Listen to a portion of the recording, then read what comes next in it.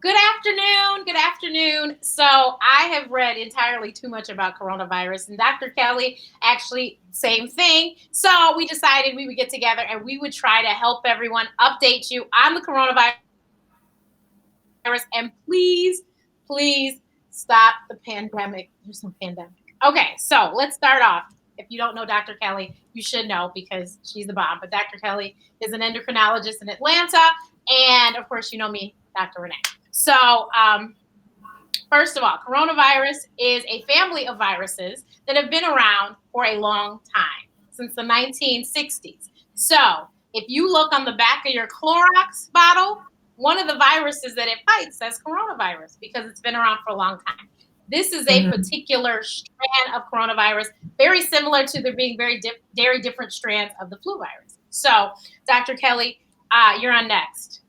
As Dr. Renee said, coronaviruses have been around for a very long time, and they can actually cause the common cold. But this particular strain of the coronavirus causes COVID-19. What does COVID-19 stands for? That stands for Coronavirus Disease 19, and it originated in Wuhan City in China. And the virus that caused COVID-19 is the SARS-CoV-2 virus. And you heard about SARS a couple years ago. It's not the same thing, but it's a similar strain to SARS.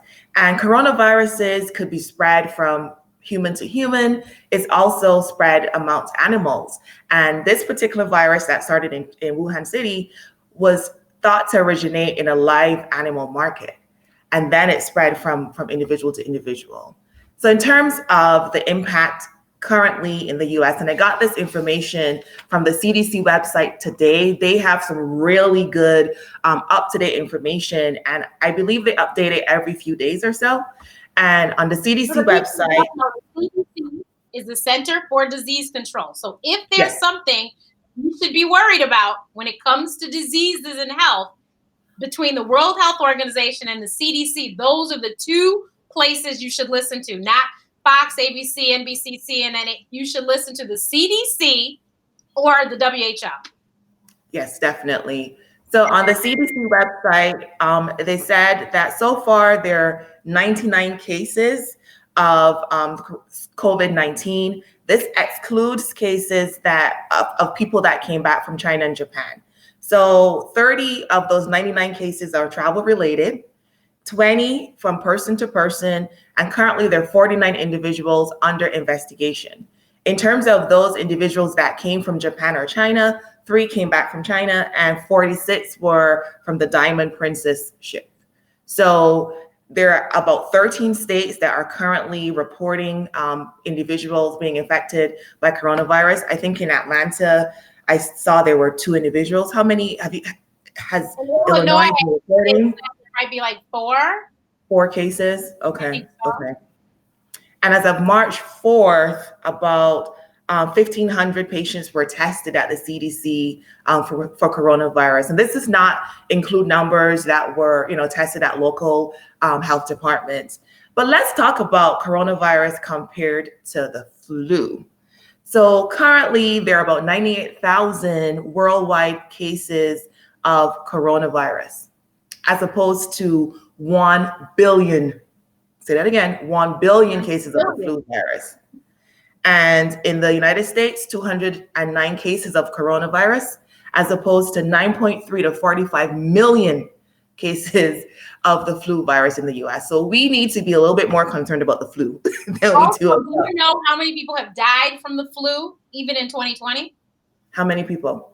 I'm asking if you had known. I know the number, 1,000. So yes, per year, it's about 12 to 61,000 deaths per year in the US, as opposed to 11 deaths from coronavirus. So you hear that? One compared to how many thousand? So 11 for coronavirus compared to about 61, up to 61,000. So 11 versus 61,000. So why are we rampant and going crazy over coronavirus? We should be worried about the flu. But just in case, like I said, I really don't think you have anything to worry about, but just in case, the symptoms for the coronavirus are very much like the flu: fever, cough, shortness of breath, and they can show up 2 to 14 days after exposure. What is exposure? Exposure is when respiratory droplets, which is the droplets that come from coughing or sneezing, land in your mouth or your nose. So, and you'd have to be in at least 6 foot contact. That's what close contact is, to get that into you. One. Mhm. So that seems to me very logically. Obviously, don't, what your mother always taught you, cover your mouth when you cough. We all know now, instead of using your hands, you should use your elbow. And Or I can also use a tissue as well and then discard the tissue after. exactly. And of course, like, don't sneeze on people. Sneeze in your elbow as well. And wash your hands. You're supposed to wash your hand for 2 minutes. So if you sing happy birthday twice through, there's your 2 minutes. Wash your hands and just be smart. And yes, you can use your Clorox wipes if you want to wipe down your airline seat or whatever, but all these masks, and it's mask hysteria. It's crazy. It is. And there's also like droplets can also like land on objects like, doorknobs, and like my gym sent out an email saying, if you're sick, stay home. If you're using the machines, make sure you wipe them down before and after using. So the coronavirus can actually live on inanimate objects. So you could potentially get it from touching a droplet that landed from someone who was infected on, like, say, a doorknob, and then you go rubbing your nose or touching your mouth or whatever. But like you said, wiping down those areas can prevent that. People also say, okay, so many things are made in China. So should I still be using goods that are imported from China? So theoretically, yes, you can have droplets that could be coming, transported from China, but they're transported over a period of days or even weeks. And by then, the virus is dead. So we're not going to be infected by getting imported goods from China. Also, if you do come in contact with these droplets, if you are not an immunocompromised human being, so that's somebody who recently had a transplant of an organ, somebody who's going through treatments for cancer, HIV/AIDS, people that are, sick, that have low immune systems. So anyone who's immunocompromised, elderly people, people with, if you're having people with lung conditions that are already sick at the time, those are the people that would get corona more than likely and die. But if your immune system is okay, you're going to fight it. You'll be fine. Coronavirus is not deadly, but it's deadly to those whose immune systems can't handle it. So is the flu virus as well.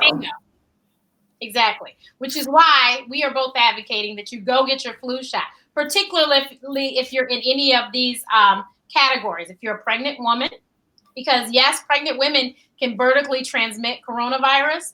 And when you are pregnant, you are working for two. So your immune system you may feel great, but your immune system is compromised because you have another being eating on your immune system. So pregnant women, people who have respiratory conditions, and elderly people. Those are like the three biggest ones. Oh, and kids.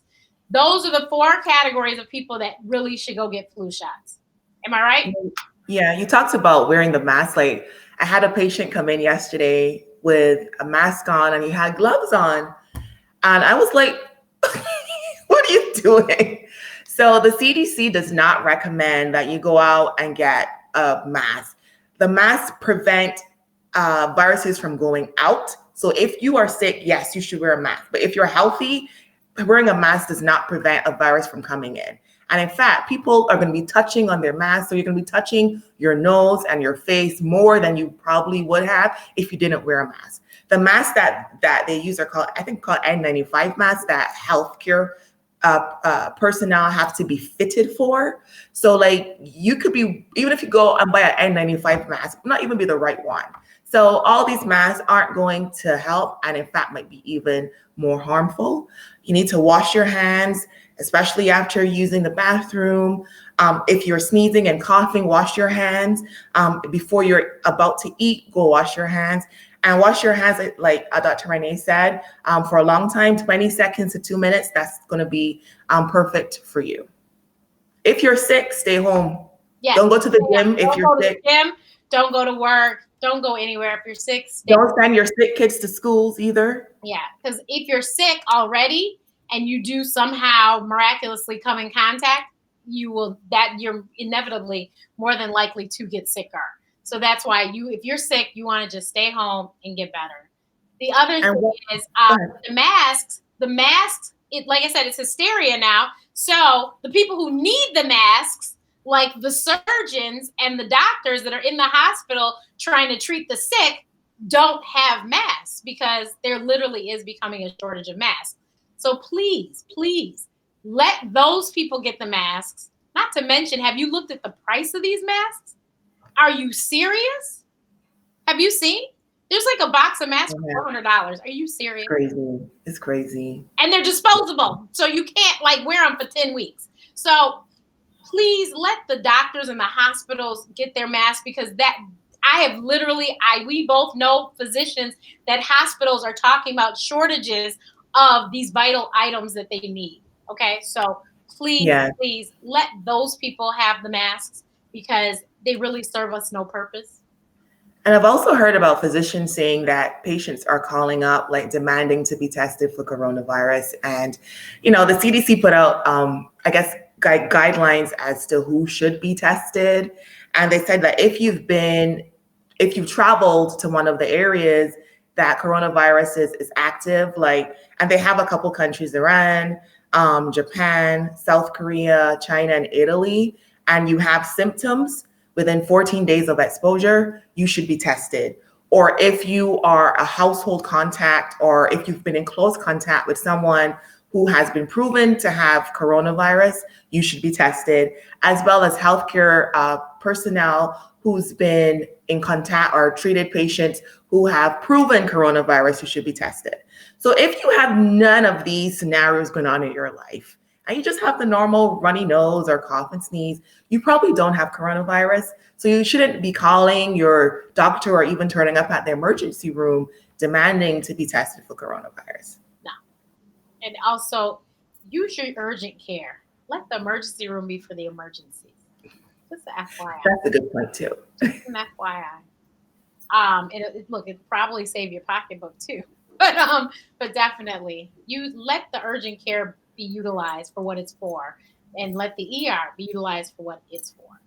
But I hope that this has been helpful, and I hope that people will calm down because it's just out of control at this point. Even we were trying to get to get Clorox wipes, and literally Amazon is selling them for how many was it? I want to say it was like 28 of them for like $30, $40. Really? Wow. Really? So look, you want a stock tip, somebody should go and invest in masks or wipes.